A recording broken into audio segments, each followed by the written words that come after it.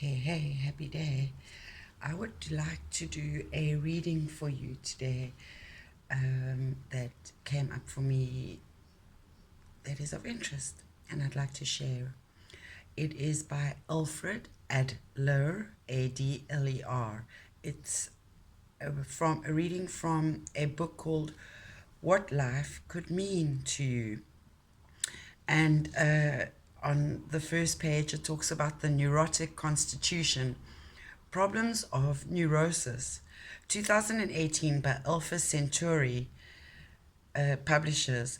This book is a product of its time, and it does not necessarily reflect the same views on race, gender, sexuality, ethnicity, and interpersonal relations as it would be if it were written today.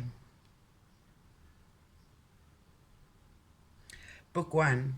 What life could mean to you, and it was written in 1931.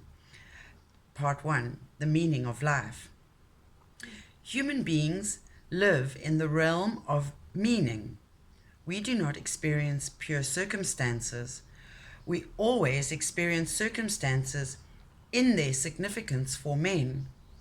Even at its source, our experience is qualified by our human purpose. Wood means wood in its relation to mankind, and stone means stone as it can be a factor in human life. If a man should try to escape meaning and devote himself only to circumstances, he would be very unfortunate. He would isolate himself from others. His actions would be useless to himself or to anyone. In a word, they would be meaningless. But no human being can escape meanings. We experience reality always through the meaning we give it, not in itself, but as something interpreted. It will be natural to suppose, therefore, that this meaning is always more or less unfinished, incomplete, and even that it is never altogether right. The realm of meanings is the realm of mistakes. If we asked a man, "What is the meaning of life?" he would perhaps be unable to answer. For the most part, people do not bother themselves with the question or try to formulate replies. It is true that the question is as old as human history, and that in our own time, young people, and older people as well, will often break out with the cry, "But what is life for? What does life mean?" We can say, however, that they ask only when they have suffered a defeat. So long as everything is plain sailing and no difficult tests are set before them, the question is never put into words. It is in his actions that every man inevitably puts the questions and answers it. If we close our ears to his words and observe his actions, we shall find that he has his own individual meaning of life, and that all his postures, attitudes, movements, expressions, mannerisms, ambitions, habits, and character traits accord with this meaning. He behaves as if he could rely upon a certain interpretation of life. In all his actions there is an implicit reckoning up of the world and of himself. A verdict. I am like this, and the universe is like that. A meaning given to himself and a meaning given to life. There are as many meanings given to life as there are human beings. And as we have suggested, perhaps such meaning involves more or less of a mistake. No one possesses the absolute meaning of life, and we may say that any meaning which is at all serviceable cannot be called absolutely wrong. All meanings are varieties between these two limits. Among these varieties, however, we can distinguish some which answer better and some which answer worse, some where the mistake is small and some where it is large. We can discover what it is that the better meanings share in common. What is it that the words meanings lack? In this way, we can obtain a scientific meaning of life, a common measure of true meanings, a meaning which enables us to meet reality so far as it concerns mankind. Here again, we must remember that true meaning, true for mankind, true for the purposes and aims of human beings. There is no other truth than this, and if in another truth existed, it would never concern us. We would never know it. It would be meaningless. Every human being has three main ties, and it is of these ties that he must take account. They make up reality for him. All the problems which confront him are in direction of these ties. He always answers these problems because they are always questioning him. The answers will show up his individual conception of the meaning of life. The first of these ties is that we are living on the crust of this poor planet Earth and nowhere else. We must develop under the restrictions and with the possibilities which our place of habitation sets us. In body and mind alike, we must develop so that we can continue our personal lives on earth and help to ensure the future continuance of mankind. This is the problem which challenges every man for an answer, which no individual can escape. Whatever we do, our actions are our own answer to the situation of human life. They reveal what we think necessary and fitting and possible and desirable. Every answer must be conditioned by the fact that we belong to mankind and that men are beings who inhabit this earth.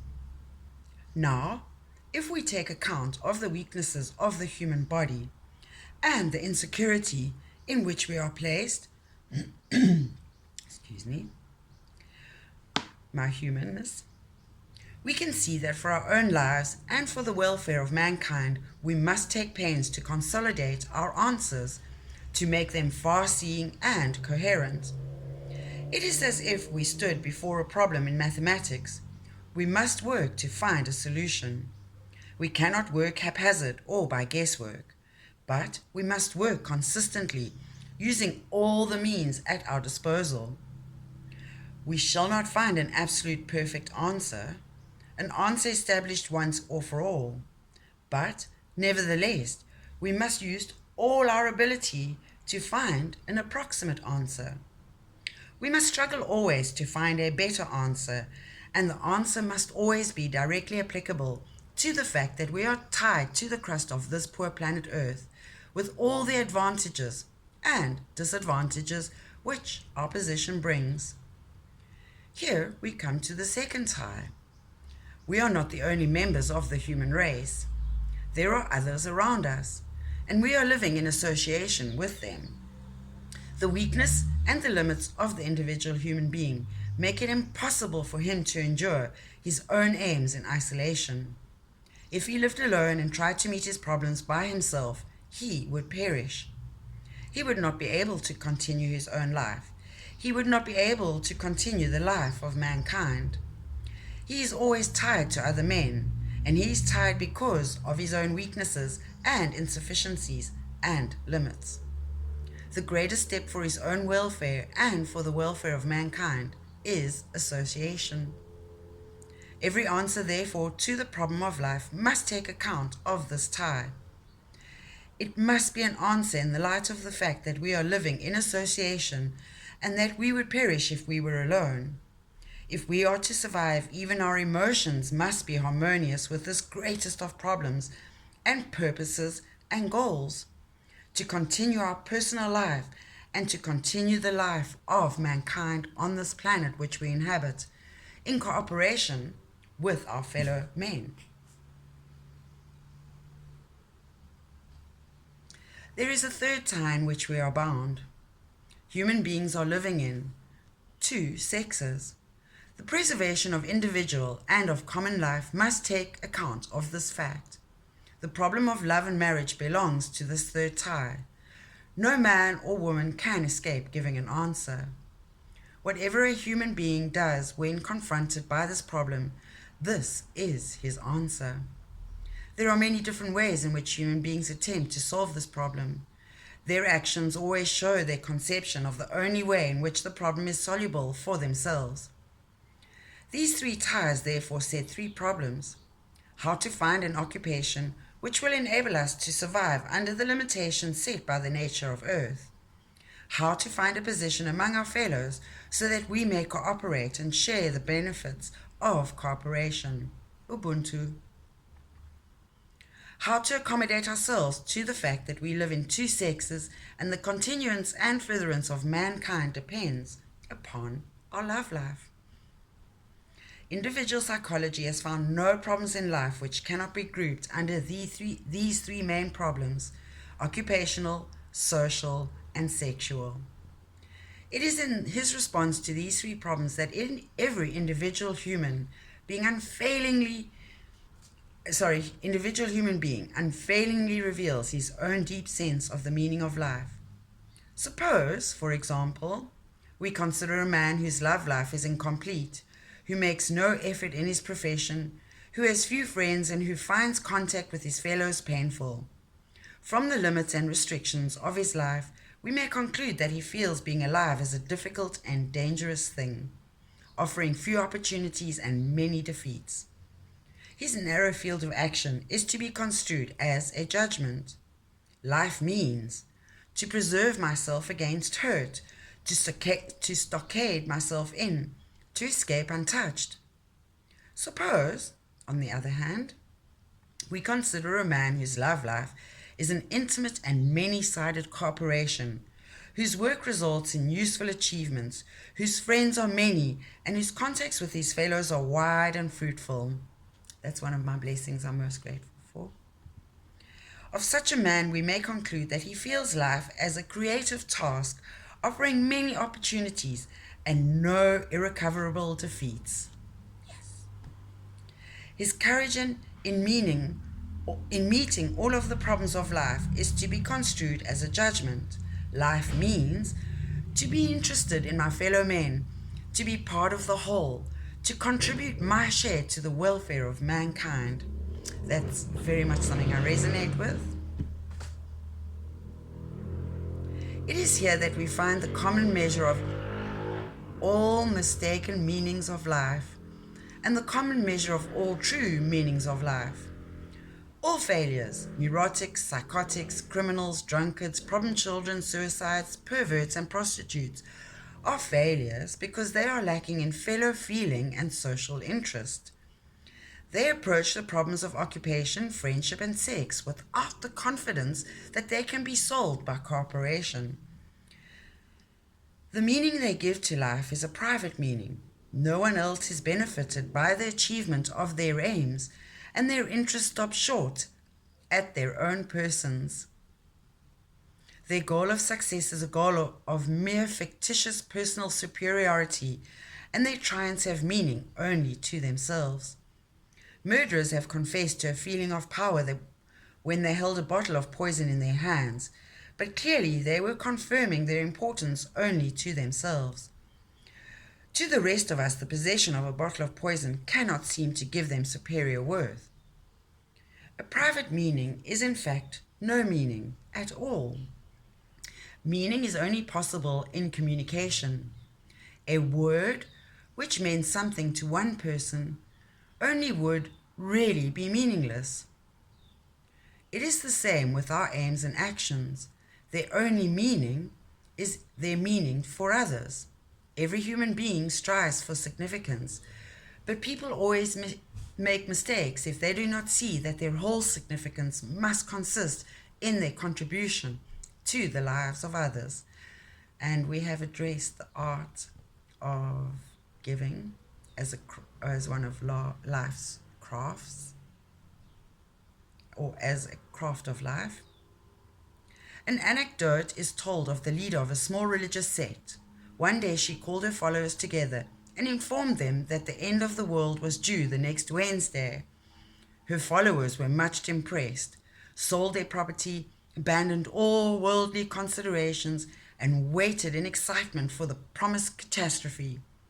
Wednesday passed without unusual occurrence. On Thursday, they called in a body to ask an explanation. "See what difficulties we are in," they said. We abandoned all our security.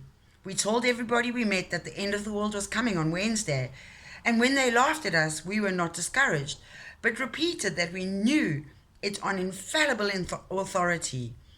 Wednesday has gone by, and the world is still here around us. "But my Wednesday," said the prophetess, "is not your Wednesday." In this way, by private meaning, she secured herself against challenge. A private meaning can never be put to the test. The mark of all true meaning of life is that they are common meanings. They are meanings in which others can share and meanings which others can accept as valid. A good solution to the problems of life will always clear the way for others also, for in it we shall see common problems met in a successful way. Even genius is to be defined as no more than supreme usefulness. It is only when a man's life is recognized by others as having significance for them that we call him a genius. The meaning expressed in such a life will always be, life means to contribute to the whole. We are not speaking here of professed motives. We are closing our ears to professions and looking to achievements. The man who meets the problems of human life successfully acts as if he recognized fully and spontaneously that the meaning of life is interest in others and cooperation.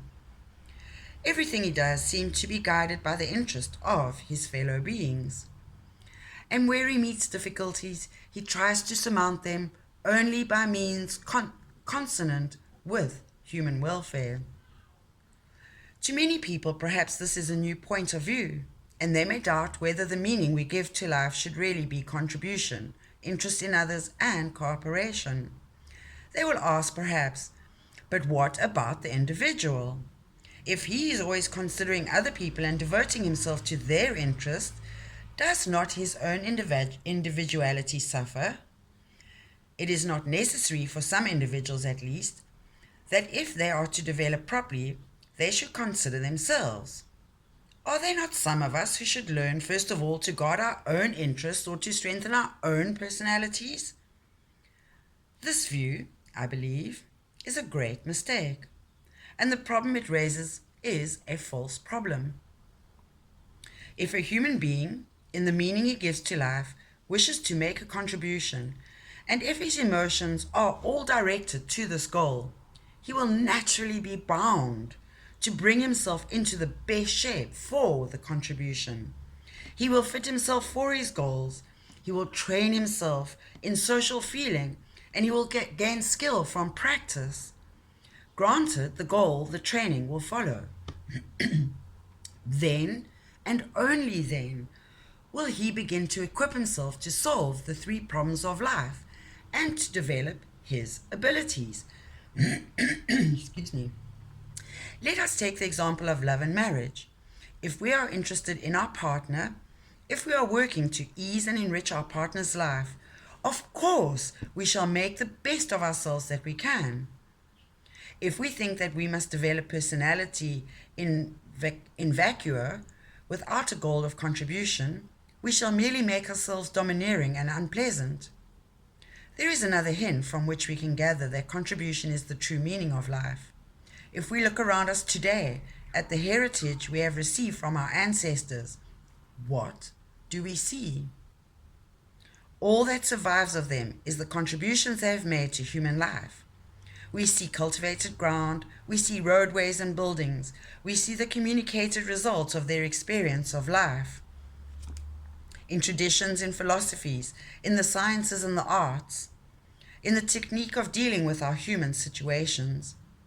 These results have all been left by men who contributed to human welfare. What has happened to the others?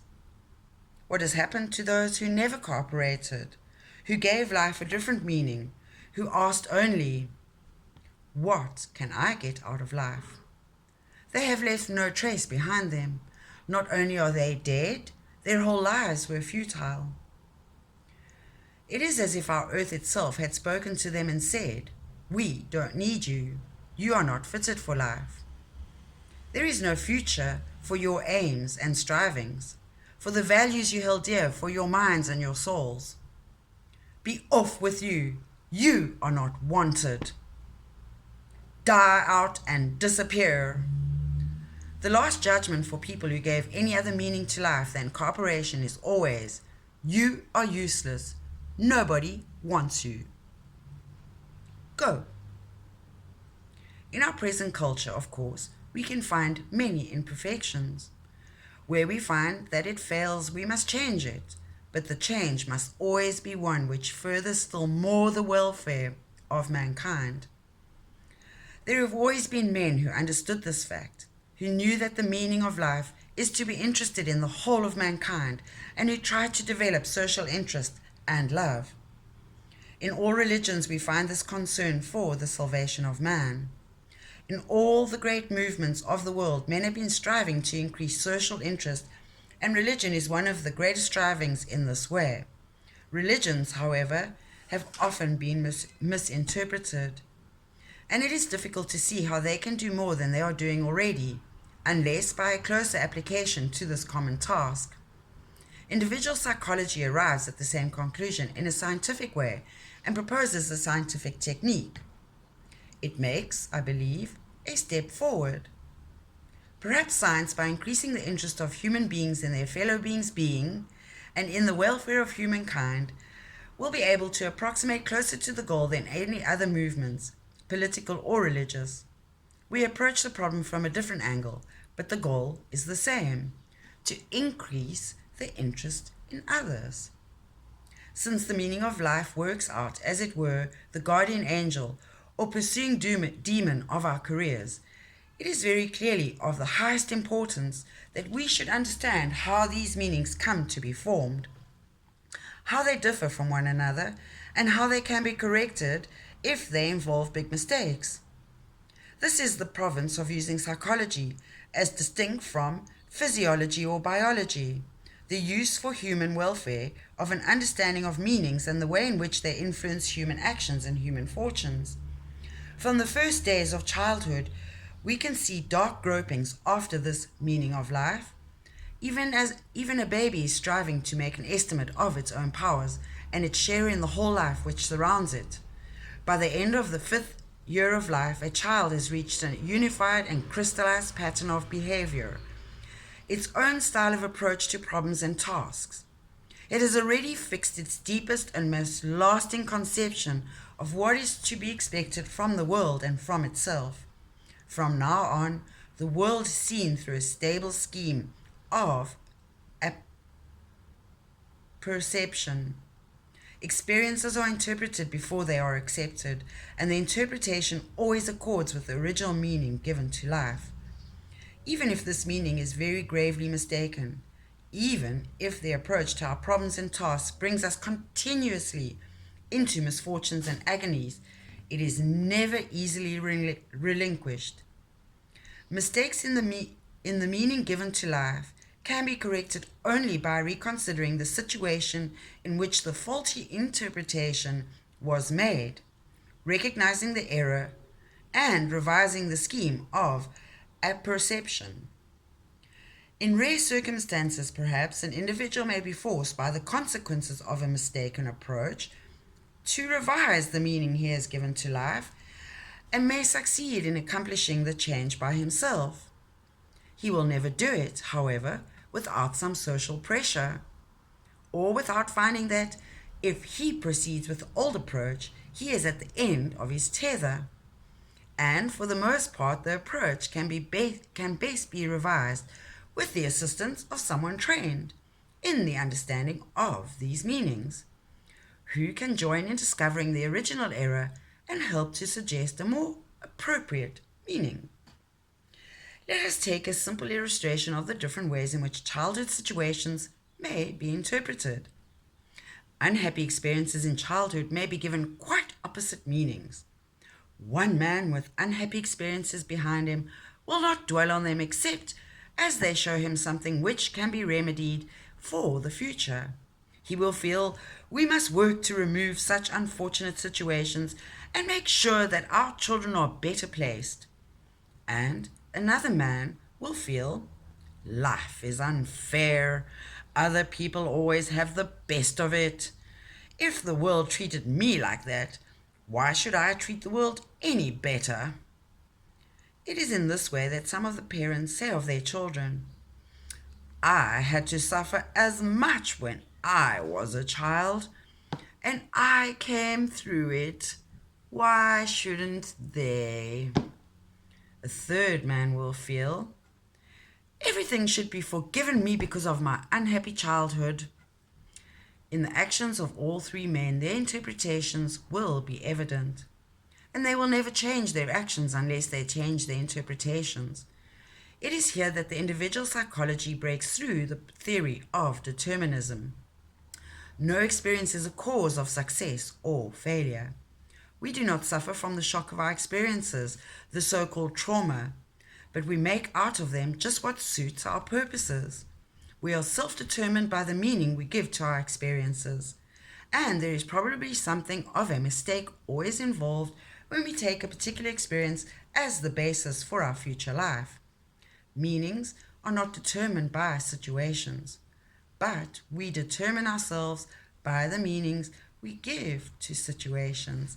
And I think that that's long enough for today. I'll pause there. If there's anything further, I may continue to share, either in a video or in quotes. Thank you. I hope this was valuable and useful, and have faith, hope, strength, and live with love and kindness and care. In Lakesh. Namaste.